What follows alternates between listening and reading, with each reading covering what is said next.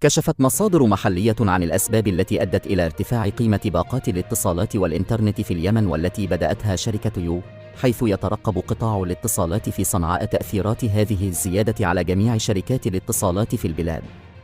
ووفقا للمصادر، فقد جاءت الزيادة المفاجئة في أسعار باقات الاتصال والإنترنت نتيجة التسعيرة الجديدة التي فرضت مؤخرا على شركات الاتصالات من قبل المزود الرسمي لخدمة الإنترنت.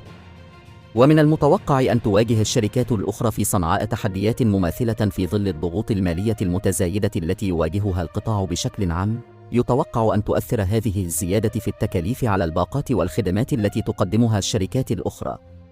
تأتي هذه الزيادة في التكاليف في ظل التضخم المستمر والتغيرات في أسعار الصرف والتكاليف العامة، مما يضع الشركات الأخرى في صنعاء في موقف حرج للتكيف مع هذه التسعيرة الجديدة وضمان استمرارية أعمالها. ولم يصدر بيان رسمي من الشركات الأخرى في صنعاء بشأن تأثير هذه الزيادة السعرية الجديدة، لكن يتوقع أن تعلن هذه الشركات عن تحديثات في جداول أسعارها خلال الأسابيع القادمة.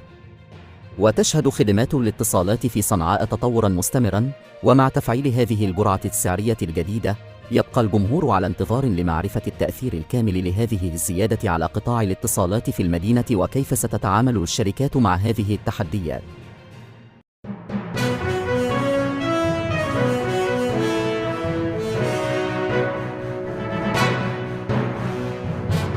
إن أعجبك الفيديو لا تنسى الإعجاب والاشتراك.